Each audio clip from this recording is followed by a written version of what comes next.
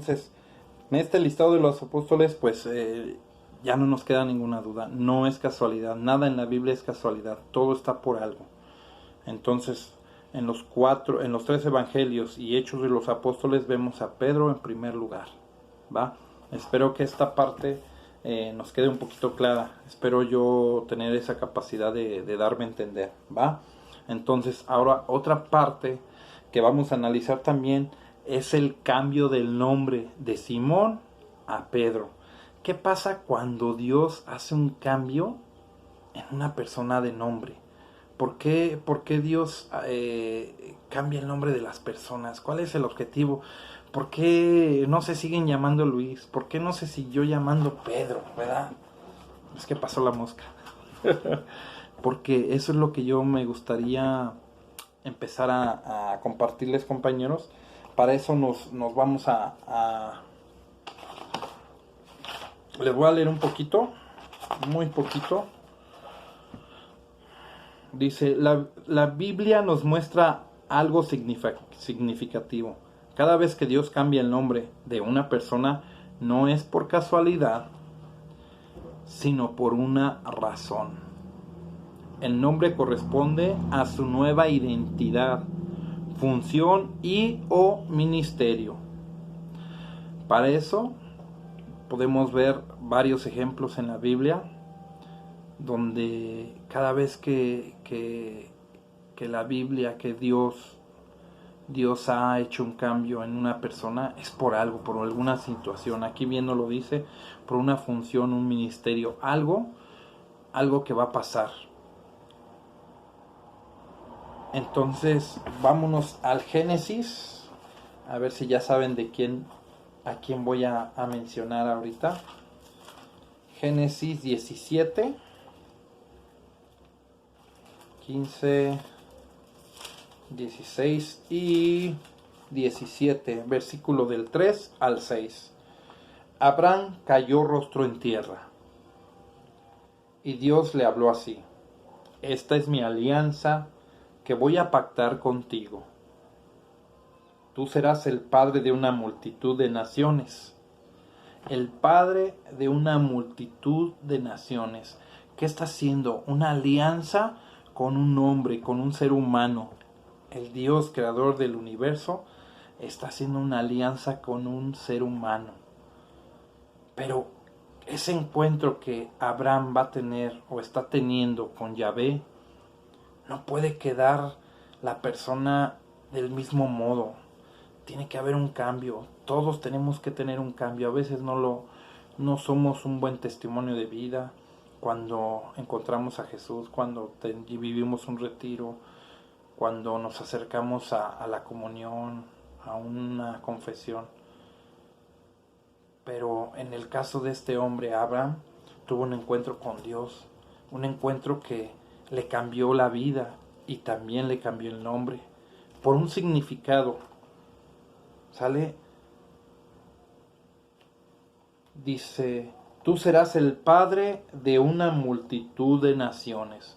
Lo está haciendo el padre de muchas naciones, de muchas generaciones, que hasta el día de hoy decimos, nuestro padre Abraham, el padre de la fe. El padre Abraham, nuestro padre en la fe. Hasta el día de hoy, 2020, todavía seguimos recordando ese gran nombre. No te llamarás más Abraham, sino Abraham, pues te tengo destinado a ser padre de una multitud de naciones. Palabra de Dios, te alabamos, Señor. Bueno, te haré fecundo sin medida, de ti saldrán naciones y reyes. De generación en generación. Ahora sí, palabra de Dios, te alabamos, Señor. ¿Qué hizo en Abraham? Lo hizo padre de una multitud. De esas multitud iban a nacer reyes. De ahí viene, de la descendencia de Abraham, viene Jesús. Entonces, cómo Dios en su plan de salvación va transformando a los hombres y les cambia el nombre por un significado que dice aquí que va a ser el padre de muchas naciones, que van a nacer reyes de él. Y vean, les vuelvo a repetir, hasta el día de hoy es el padre en la fe, el padre Abraham, el ejemplo de la fe. Siempre vamos a ver al padre Abraham como un ejemplo grande de fe, un padre de muchas naciones, y por eso Dios le cambió el nombre. ¿Sale?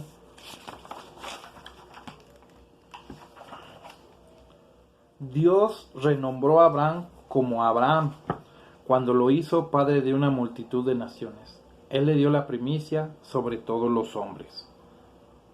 Es decir, que de ti nacerán reyes. Es darle una primacía. Tuvo una primacía.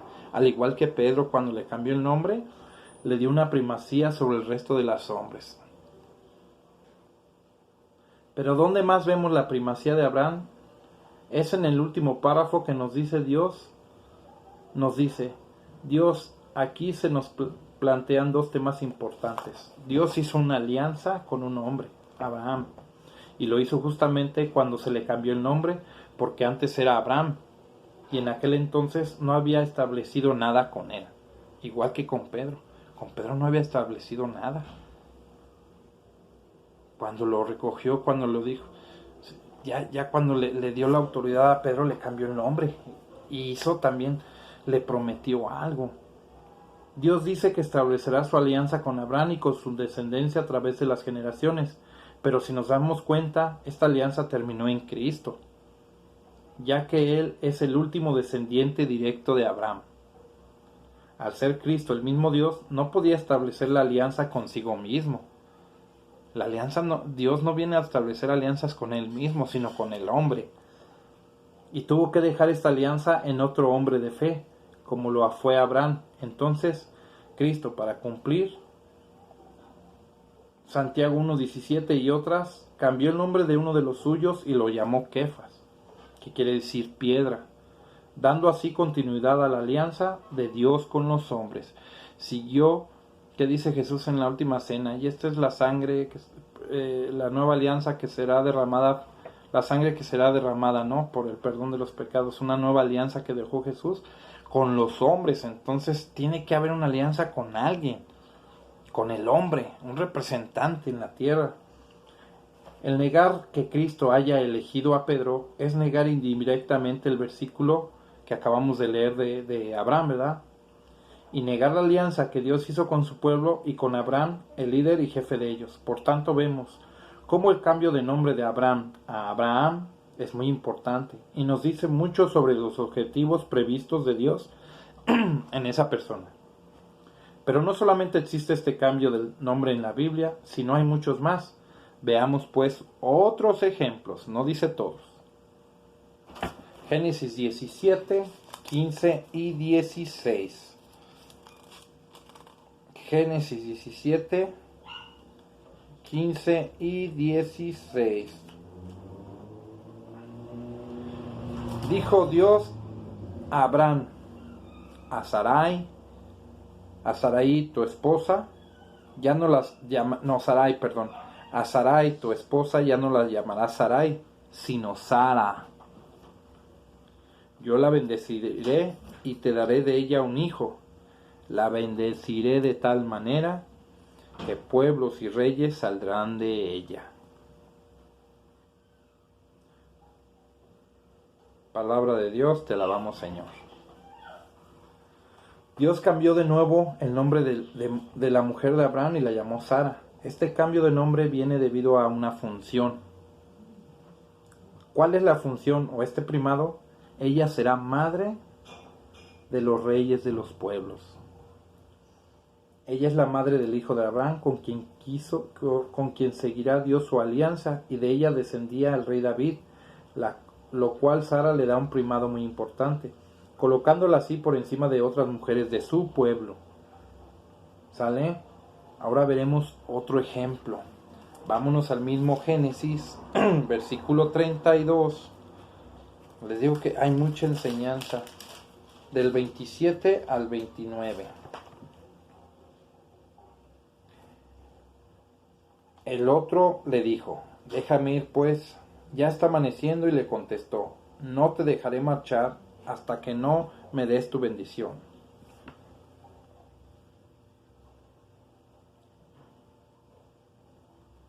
El otro pues le preguntó, ¿cómo te llamas? Él respondió, Jacob. Jacob. El pueblo de Jacob, ¿se acuerdan quién es? Vamos a ver, pues muy conocido el pueblo de Jacob.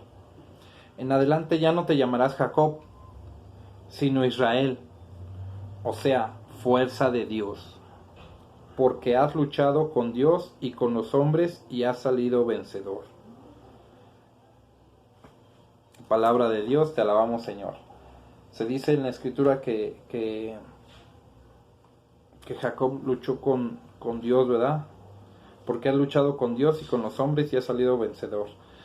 También a Jacob le cambió el nombre. Y vamos que el pueblo de Israel, que es el pueblo de Jacob, nos da mucha enseñanza. Es donde Dios empezó a manifestarse al hombre, donde hubo más manifestaciones, ¿no? Recordemos la salida de Egipto, cómo liberó al pueblo de Israel de la esclavitud de los egipcios, cuántas maravillas, a partir de ahí sus alianzas, cómo Dios se fue manifestando. Entonces también le puso un nombre. Dice, de nuevo Dios cambia el nombre a Jacob y le llama Israel, debido a que él luchó con los hombres y con Dios y ganó la batalla. Este cambio de nombre es curioso, ya que de él proviene Israel, la ciudad, siendo así Jacob el primer israelita de todos. Este pues fue su primado. Vemos que en el plan de Dios, cuando él cambia el nombre de una persona, este corresponde a su ministerio e identidad. Jesús sigue la manera de su Padre. En la Biblia, en Juan 1:42, Jesús dijo a Simón, tú eres Simón, hijo de Jonás, tú serás llamado Cefas, que quiere decir Pedro. Entonces Jesús cambió el nombre de Simón a Pedro, y Pedro quiere decir piedra en griego. Ahora examinemos Mateo nuevamente 16, del 13 al 19 para entender la voluntad de Cristo. Primero vemos a Pedro que contesta la pregunta de Jesús sobre su identidad. ¿Quién dicen los hombres que es el Hijo del Hombre? Está hablando de él. Es una pregunta de identidad y contesta Pedro. Tú eres el Cristo. Después Jesús, usando las mismas palabras. ¿Cuál palabra? Tú eres. La que le dijo Pedro, tú eres el Cristo. Pues Jesús, usando esas mismas palabras, le dijo, tú eres también. Trata de la identidad de Simón. Y yo también te digo, tú eres Pedro. Jesús cambió el nombre de Simón Pedro y recordemos qué sucede cuando Dios cambia el nombre de la persona. Corresponde a su nueva identidad. Vimos en Juan 1:42 que Pedro quiere decir piedra, porque cambió su nombre ¿Por qué cambió su nombre por Pedro entonces? Es que corresponde a su nueva identidad de ser piedra. Si no es así, ¿por qué cambiarle el nombre? ¿Sale? Entonces ahí estamos viendo cómo Dios va cambiando siempre cuando va a haber cuando tienen algún trabajo para Dios, una identidad, como lo dice aquí, algún ministerio, Dios les va cambiando el nombre. Estos son algunos ejemplos.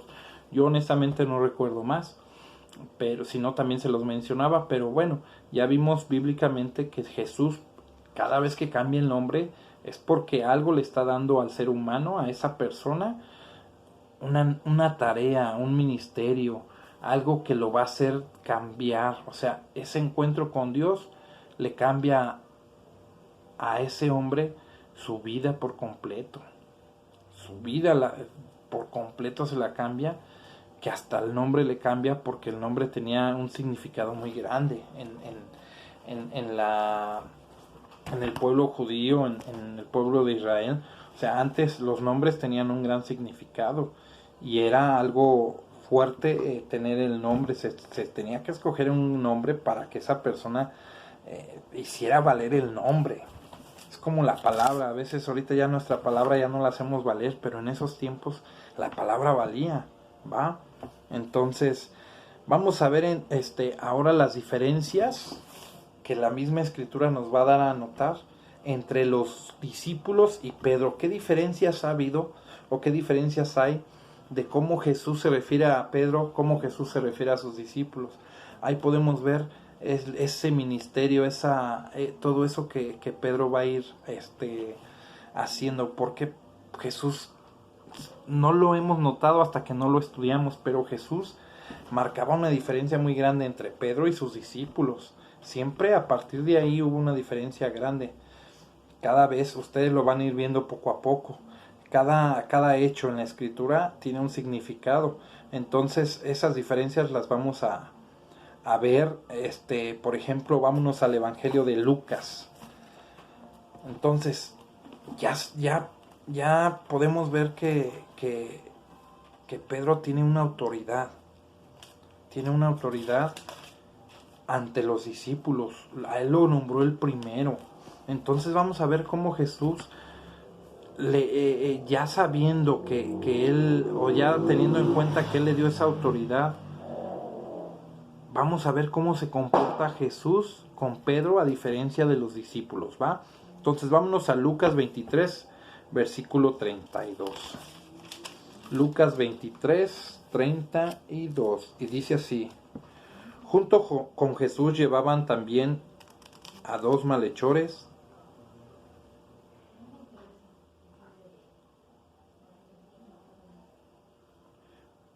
para ejecutarlos. Perdón, tiempo.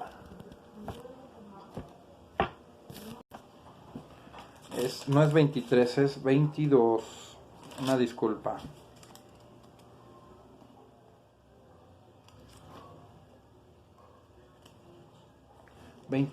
Versículo. Vamos a leer desde el 31 y 32. Simón, Simón, mira que Satanás ha pedido permiso para sacudirlos. O sea, está hablando que Satanás ha pedido permiso para sacudirlos a ustedes como trigo que se limpia. Está hablando en plural. Le habla a Pedro. Pedro, mira que Satanás ha pedido permiso para sacudirlos a ustedes. Plural. O sea, está hablando de esos personajes, ¿verdad? De esos discípulos. Satanás quiere sacudir a los discípulos como al trigo que se limpia. Pero yo he rogado por ti. Ah, caray. Hasta pareciera que Jesús era egoísta, ¿no? O sea, oye, nos va a sacudir a todos nos va a porrear Satanás y nomás ruegas por Pedro, pues que... No. Ahí está la primer parte. Ha pedido permiso para sacudirlos a ustedes como trigo que se limpia. Pero yo he rogado por ti, Pedro, por ti, para que tu fe no se venga abajo. Y tú, cuando hayas vuelto, tendrás que fortalecer a tus hermanos. Palabra de Dios, te alabamos, Señor. ¿Cómo nomás rogó por él? ¿Por qué? Porque los quiere sacudir a los discípulos, pero Jesús ha rogado por Pedro para que cuando vuelva él venga a fortalecer la fe. ¿Por qué nomás rogó por Pedro? ¿Qué quiere decir? Que él tiene esa autoridad, él tiene ese trabajo de guiar ese rebaño, ¿verdad? Entonces, nada más a Pedro. Entonces, la palabra de Jesús es definitiva e intangiblemente inalterable. La repetición del nombre de Pedro da fuerza, seguridad a la palabra, sorprendente y desconcertante que sea. Mira lo que en ella expresa. Mira que Satanás ha pedido. El ataque de Satán va dirigido contra los apóstoles. Hay que hacer que se tambalee su fe en Jesús. Los discípulos son zarandeados como trigo por el demonio, para que el grano sea purificado de la paja. Son sacudidos de una parte a otra, como un sedazo. Por todas partes son acosados. Presa de mayor inquietud.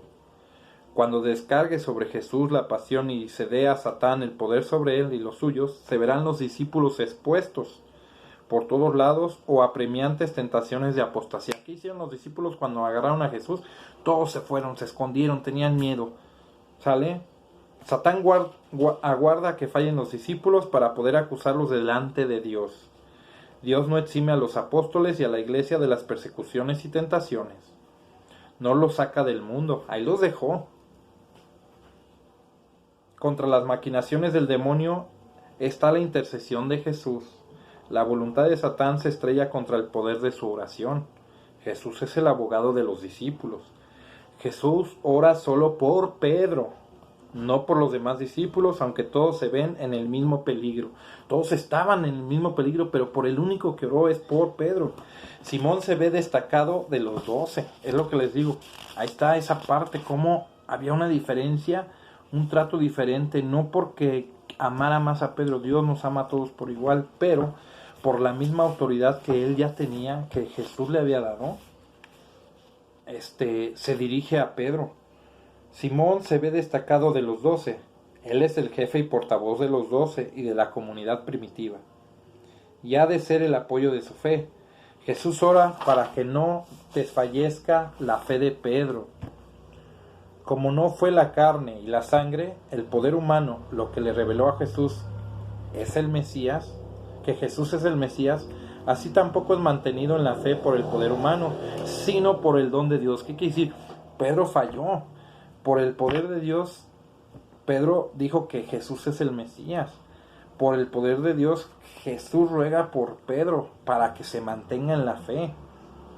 Dice, lo que Jesús pide al Padre para Pedro no es más ni menos que su perseverancia en la fe. La fe en Jesús es lo decisivo en la obra de salvación. Sobre la fe de Pedro está edificada la fe de la Iglesia. El privilegio que se otorga a Simón, con preferencia a los otros discípulos, se le da no para él, sino para los demás, para los hermanos, para la fraternidad de la Iglesia, para los apóstoles y los fieles. Pedro ha de confirmarse mediante la palabra de la fe que produce de la fe y conduce a la fe. Cuando se vean amenazados en su fe y la cruz de Jesús causada y explotada satánicamente pueda ser para ellos piedra de escándalo. También Pedro se negará del camino recto y negará al Señor. Necesita volverse. Cuando dice, no, pues que, y cuando vuelvas, ¿volver de dónde? ¿A dónde se va a ir? Cuando vuelvas, pues ha llegado hasta el borde de la apostasía. Negó a Jesús 3 veces, apostató. Solo porque la oración de Jesús es escuchada, no ha perdido la fe. La fe lo induce a volverse, a convertirse. Y una vez convertido, hará amorosa y fielmente que los hermanos vuelvan, sus demás hermanos discípulos, a la fe. Los jefes de las comunidades tienen el deber de confirmar a los hermanos en la fe.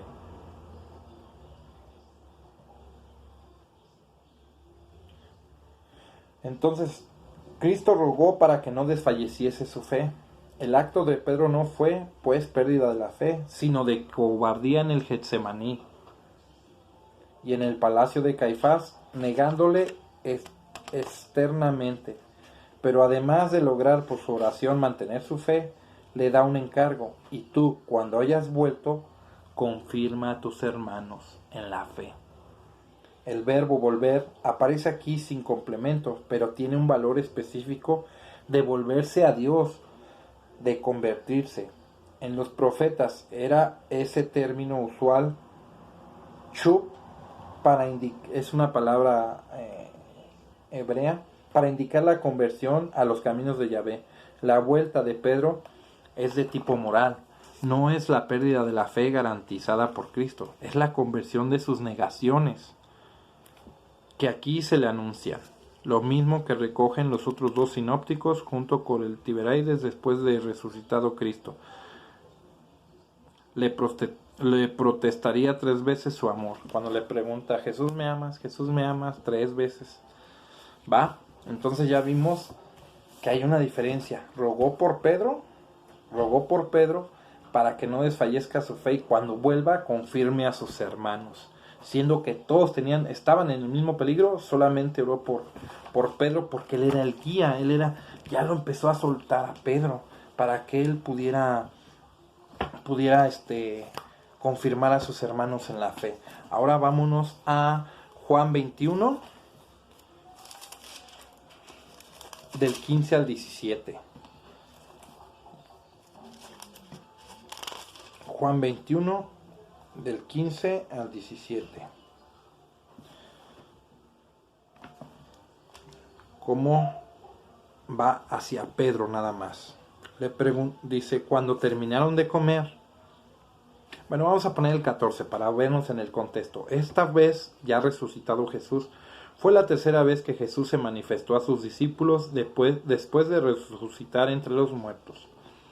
Cuando terminaron de comer, Jesús dijo: Simón Pedro, Simón hijo de Juan, ¿me amas más que estos? Contestó: Sí, Señor, tú sabes que te quiero. Jesús le dijo: Apacienta mis corderos. Le preguntó por segunda vez: Simón, hijo de Juan, ¿me amas? Pero volvió a contestar: Sí, Señor, tú sabes que te quiero. Jesús le dijo: Cuida mis ovejas o apacienta mis ovejas. Insistió Jesús por tercera vez: Simón Pedro, hijo de Juan, ¿me quieres? Pedro se puso triste al ver que Jesús le preguntaba por tercera vez si lo quería y le contestó: Señor, tú lo sabes todo, tú sabes que te quiero.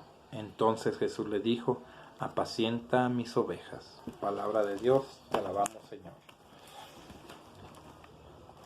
Es lo que estaba diciendo aquí. Después de resucitado Cristo, le protestaría 3 veces su amor. ¿Cuántas veces negó Pedro a Jesús? 3.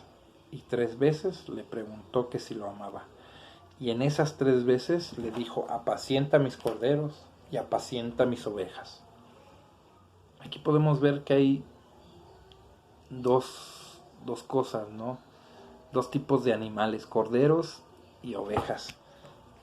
Entonces dejó una autoridad sobre otra autoridad, sobre un cordero y sobre una oveja, 2 diferentes. Pero ¿a quién se la dio? ¿Por qué se dirigió nada más a Pedro? Eso es lo que hay que notar. Estos textos nos dan a nosotros mucho que encontrar, porque nos damos cuenta que Jesús se dirigía a Pedro de una manera muy diferente a los demás. Le está diciendo: apacienta, no dijo apacienten, apacienta mis corderos, apacienta mis ovejas. Ah, caray, cómo a pesar del pecado que cometió, Jesús no te quitó lo que ya te había prometido. ¿Cuántas veces nosotros le prometemos algo a Dios, Dios nos da mucho y a veces lo negamos? Y a pesar de eso, Jesús no le dijo: te portaste mal, me negaste, pues ahora como tú me negaste, no te voy a dar lo que ya te había prometido. Vean qué bonito es Dios, qué hermoso. A pesar de lo que hacemos, Dios no nos quita esa dignidad que ya nos dio. Hagas lo que hagas, hermano, hayas caído hasta donde hayas caído, lo peor de tu vida, Dios no te va a quitar esa dignidad de hijo de Dios. Esa dignidad que Dios ya te dio, nadie te la va a quitar, ni tú mismo. Dios no te la quita. Jesús, si ya te dio algo, jamás te lo va a quitar. Nadie te lo puede quitar. Esa es la fe, el amor, el creerle a Dios. Porque todos decimos: ¿crees en Dios? Sí, sí creo en Dios, pero ¿le crees? Ah, caray, ahí es donde ya batallamos todos. ¿Le creemos a Dios? Si le creyéramos a Dios, créanme que no tendríamos miedos.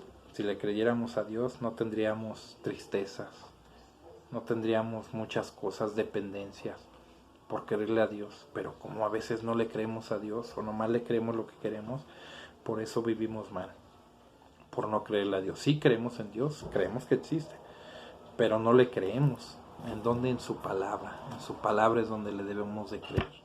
Las promesas que Él nos hace de salvación, las promesas que Él nos hace de que nos va a tener bien, y nunca le creemos, y por eso vivimos con miedo. Pero bueno, prosigamos con la siguiente. Les voy a dar otros 2 textos para seguir viendo la diferencia que hace Jesús por la autoridad que le dio a Pedro.